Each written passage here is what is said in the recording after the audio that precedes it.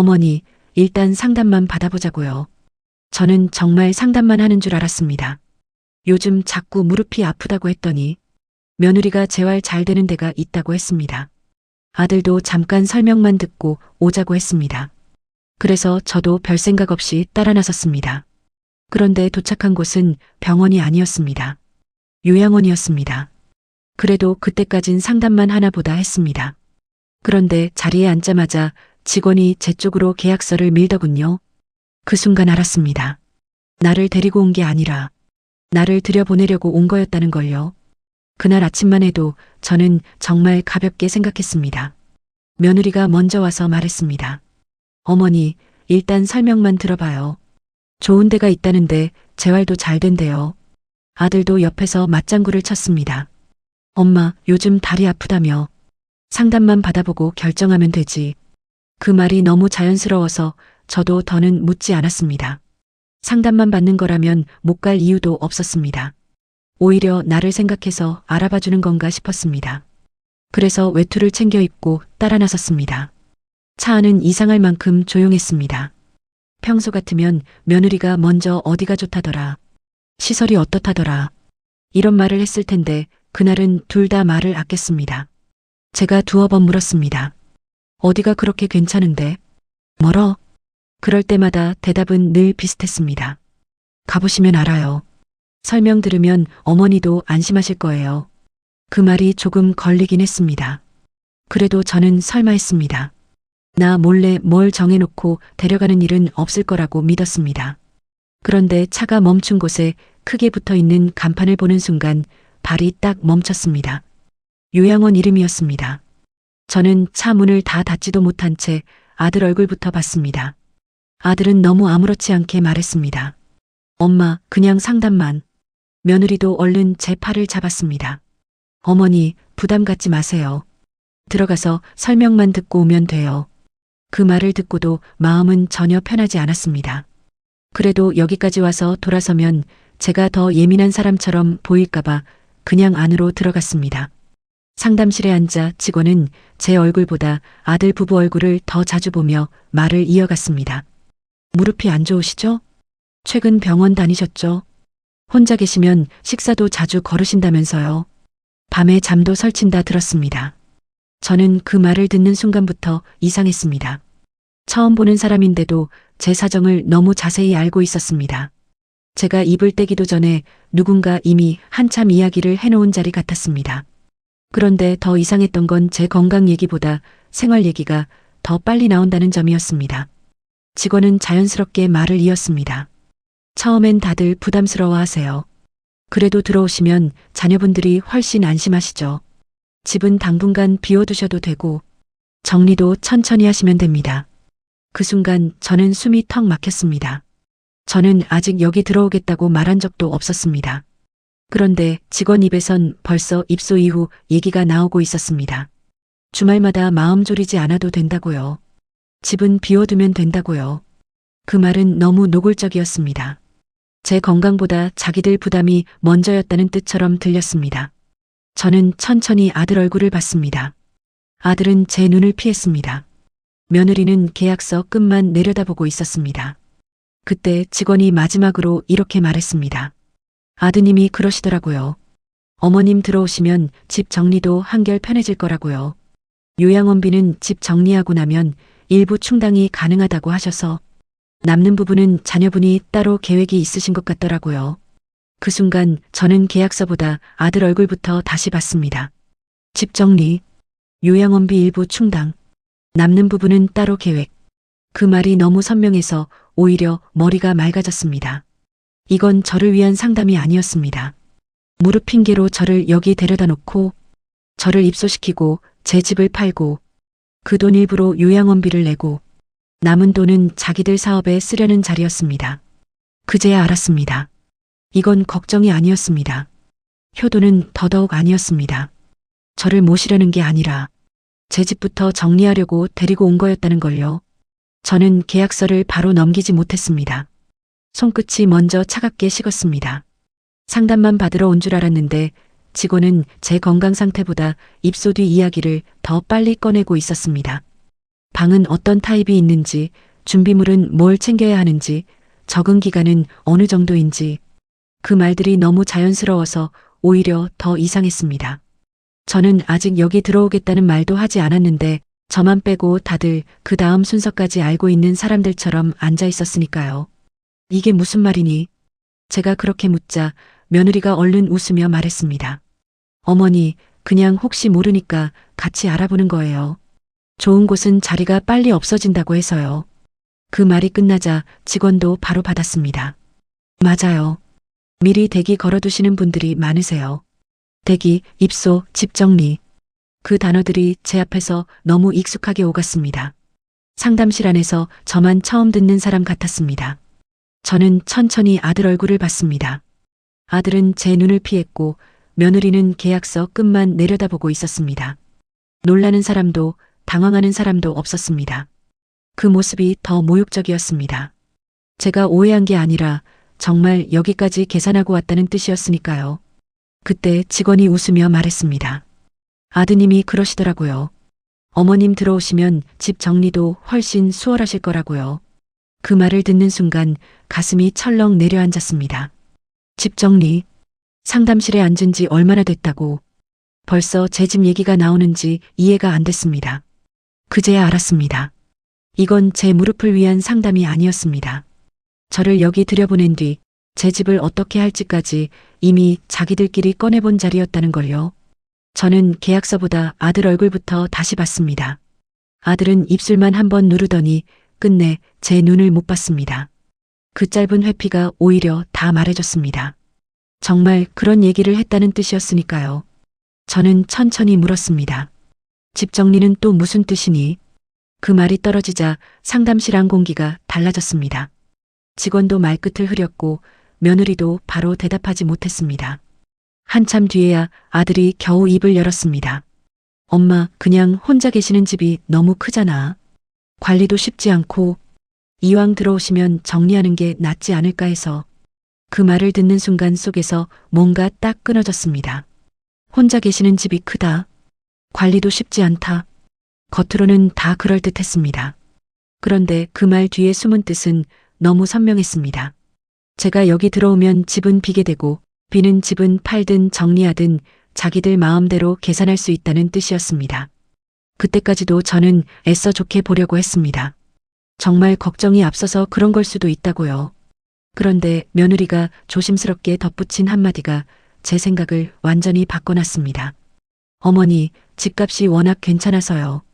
요양원비도 그쪽에서 일부 충당하면 부담이 덜하고 남는 돈으로는. 거기서 며느리는 말을 멈췄습니다. 하지만 저는 이미 다 들었습니다. 남는 돈. 그 표현 하나면 충분했습니다. 요양원비를 조금 떼고 남는 돈은 따로 쓸 생각이었다는 뜻이니까요. 저는 웃음도 안 났습니다. 이제야 모든 퍼즐이 맞아 들어갔습니다. 무릎이 아프다던 제 말, 혼자 계셔서 걱정된다는 말, 상담만 받자는 다정한 표정, 전부 저를 위한 배려가 아니라 제 집을 돈으로 바꾸기 위한 전 단계였던 겁니다.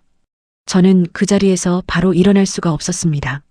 너무 어이가 없으면 사람은 오히려 잠깐 멍해집니다. 직원은 서류를 살짝 접어 옆으로 밀었고 아들과 며느리는 제 눈치만 보고 있었습니다. 그런데도 누구 하나 먼저 잘못했다는 말을 못했습니다. 그게 제일 화가 났습니다. 들켰으면서도 아직 설명하면 넘어갈 수 있을 거라고 생각하는 얼굴들이었으니까요. 그래서 나를 여기 넣고 집은 팔고 그 돈으로 사업하려는 거니? 제가 그렇게 묻자 아들 얼굴이 바로 굳었습니다. 며느리는 놀란 표정으로 저를 봤습니다. 저는 그 표정을 보는 순간 더 확신했습니다. 정확히 찔렀다는 뜻이었으니까요. 아들은 한참 뒤에야 작게 말했습니다. 엄마, 그냥 사업 쪽으로 생각한 게 조금 있었어. 그 말이 그렇게 쉽게 나올 줄은 몰랐습니다. 제 집을 팔 돈이 자기 사업 이야기로 이어지는 게 저 사람들 머릿속에 얼마나 자연스러웠는지 그 한마디로 다 보였습니다. 저는 그 자리에서 천천히 물었습니다. 내가 아직 살아있는데 내 집을 왜 너희 돈처럼 계산하니? 상담실 안은 완전히 조용해졌습니다. 직원조차 더는 말을 못했습니다. 며느리는 울먹이며 어머니, 저희도 살 길을 찾다 보니 하고 말했지만 그 말이 더 잔인했습니다. 결국 맞는 말이었으니까요. 제 삶보다 자기들 살 길이 먼저였던 겁니다. 저는 그제야 분명히 알았습니다. 이건 효도가 아니었습니다. 나를 편하게 모시려는 마음도 아니었습니다. 사업 자금이 필요하니까 제 집을 가장 손쉬운 방법으로 본 겁니다. 무릎 핑계는 그저 데리고 오기 위한 말이었고요. 그 사실을 깨닫는 순간 서러움보다 분노가 더 크게 올라왔습니다. 저는 천천히 자리에서 일어났습니다. 계약서는 끝까지 손도 대지 않았습니다. 상담실 문을 열고 나가는데 뒤에서 아들이 급히 불렀습니다. 엄마, 잠깐만. 그 말이 너무 허무했습니다. 집 팔 계산은 다 해놓고 이제 와서 잠깐만이라니요. 저는 복도 끝까지 몇 걸음 더 걸어간 뒤에야 돌아봤습니다. 며느리는 눈가가 젖어 있었고 아들은 다급한 얼굴이었습니다. 그런데 그날은 그 어떤 표정도 제 마음을 못 움직였습니다. 이미 너무 본색을 다 봐버렸기 때문입니다. 걱정은 고맙다. 그런데 걱정하는 사람이 집 정리부터 말하진 않아. 제 말이 떨어지자 며느리가 울먹이며 말했습니다. 어머니, 그냥 그렇게 되면 서로 다 편할 것 같아서요. 그 한마디에 저는 웃음이 날 뻔했습니다. 서로 다 편하다니. 정말 그 말 속에 다 들어 있었습니다. 제가 어디로 가고 제 집이 어떻게 되면 자기들이 얼마나 편해지는지가요. 저는 바로 받았습니다. 서로가 아니라 너희겠지. 나는 내 집에서 나와야 하고 너희는 사업자금 생기고. 그 말에 아들은 아무 대답도 못했습니다. 그 침묵이 더 잔인했습니다. 부정도 못한다는 뜻이었으니까요. 저는 그 자리에서 처음으로 아주 분명하게 느꼈습니다. 내가 이 사람들한테 엄마이기 전에 자산으로 먼저 보였구나. 혼자 계신 엄마가 아니라 팔 수 있는 집의 주인으로 먼저 보였구나. 그 생각이 드는 순간 그동안 쌓여있던 서운함이 전부 다른 모양으로 바뀌었습니다. 이건 단순히 상의가 없어서가 아니었습니다. 내 삶의 중심을 통째로 흔들 수 있는 문제를 나만 빼고 계산해버렸다는 데서 오는 모욕감이었습니다. 차에 올라탄 뒤에도 한참 동안 아무 말이 없었습니다. 아들은 시동만 걸고 앞만 봤고 며느리는 뒤에서 조용히 울었습니다. 예전 같았으면 그 울음소리에 제가 먼저 마음이 약해졌을지도 모릅니다. 그런데 그날은 아니었습니다. 사과보다 계산이 먼저였던 자리에 함께 앉아 있었기 때문입니다. 그 차안 공기가 상담실보다 더 답답했습니다. 한참 뒤에 아들이 입을 열었습니다. 엄마, 사업만 자리 잡으면 나중엔 더 편하게 해드릴 수 있어. 그 말을 듣는 순간 저는 차갑게 웃었습니다. 나중에. 그 말이 제일 무서웠습니다. 지금 엄마 집부터 써서 자기들 사업을 살리고 나중에 잘해주겠다는 뜻이니까요. 지금 제 삶을 흔드는 일은 아무렇지 않게 하면서 나중을 약속하는 그 태도가 너무 뻔했습니다. 저는 바로 잘랐습니다. 내 집 팔아서 너희 자리 잡는 건 나를 위한 일이 아니야. 너희를 위한 일이지. 아들은 더 이상 말을 잇지 못했습니다. 며느리도 흐느끼는 소리만 냈습니다. 저는 창밖만 보며 천천히 말을 이었습니다. 무릎이 아프다고 했더니 병원부터 같이 갈 생각은 안 하고 요양원과 집 정리부터 꺼낸 거잖아. 그게 너희 진심이야. 그 순간 차 안이 완전히 조용해졌습니다. 그 침묵은 변명의 여지가 없다는 뜻처럼 들렸습니다. 저는 그때 처음으로 무섭다는 생각보다 차갑다는 생각이 더 들었습니다. 사람이 정말 정 떨어질 때는 소리치지도 못한다는 말이 맞더군요. 딱 그랬습니다. 내가 아프다는 말을 꺼낸 순간 자식이 내 몸보다 먼저 내 집값을 떠올렸다는 사실. 그게 그날 제 마음을 완전히 식게 만들었습니다. 집 앞에 도착했을 때 저는 바로 내리지 않았습니다. 차 문을 열기 전에 아들 얼굴을 한 번 더 봤습니다. 아들은 끝내 제 눈을 못 봤고 며느리는 뒤에서 훌쩍이기만 했습니다. 그 모습이 더 씁쓸했습니다. 잘못은 분명한데 누구 하나 먼저 제대로 인정하는 사람은 없었으니까요. 저는 그 자리에서 길게 따지지 않았습니다. 이미 차 안에서 들을 말은 다 들었고 더 듣는다고 달라질 것도 없다는 걸 알았기 때문입니다. 대신 꼭 필요한 말만 남겼습니다. 오늘 일은 여기서 끝나지 않는다. 집 얘기는 다시 하자. 그땐 나도 가만히 있지 않을 거다. 그 말을 듣는 순간 아들 표정이 바로 굳었습니다. 며느리도 울던 얼굴로 저를 올려다봤습니다. 그제야 둘 다 제가 이번엔 그냥 넘어가지 않는다는 걸 알아들은 것 같았습니다. 예전처럼 미안하다는 말 몇 마디로 덮고 시간 지나면 흐려질 일이라고 생각하면 안 된다는 걸요. 저는 더 이상 말하지 않았습니다. 차에서 내려 현관문 쪽으로 걸어갔습니다. 등 뒤로 아무 소리도 들리지 않았습니다. 그 조용함이 오히려 분명했습니다. 문을 열고 집에 들어오는 순간 이상하게 다리가 풀리기보다 마음이 먼저 가라앉았습니다. 상담실에서 느꼈던 막막함과는 달랐습니다. 적어도 이제는 제가 어디서 화가 났는지, 왜 이 일을 그냥 넘기면 안 되는지, 그걸 분명히 알게 됐기 때문입니다. 그날 밤 저는 처음으로 마음속에서 결론을 내렸습니다. 이 일은 미안하다는 말로 끝낼 일이 아니라는 걸요. 다음 날 아침 저는 아들 연락을 기다리지 않았습니다. 먼저 전화를 걸었습니다. 그리고 처음부터 집 얘기만 했습니다. 돌려 말하지도 않았고 어제 일부터 다시 꺼내지도 않았습니다. 지금 필요한 건 감정 정리가 아니라 길을 막는 일이었으니까요. 저는 집은 안 판다고 했습니다. 내가 살아있는 동안 그 집은 그대로 내 집이라고 했습니다. 앞으로 내 허락 없이 집 얘기를 꺼내거나 어디에 알아보거나 남한테 먼저 말을 흘리는 일도 없었으면 좋겠다고 했습니다. 그리고 한마디를 더 덧붙였습니다. 나를 걱정하는 척하면서 내 집부터 계산한 건 두고두고 안 잊는다. 전화기 너머가 오래 조용했습니다. 아들은 바로 대답하지 못했습니다. 그 침묵이 오히려 더 정확했습니다. 제가 막은 건 단순히 집 하나가 아니라 자기들이 이미 머릿속으로 굴리고 있던 계산 전체였으니까요. 그 뒤로는 달라졌습니다. 아들은 집 얘기를 다시 꺼내지 못했습니다. 며느리도 요양원 얘기를 먼저 입에 올리지 못했습니다. 전처럼 걱정하는 척 돌려 말하는 것도 사라졌습니다.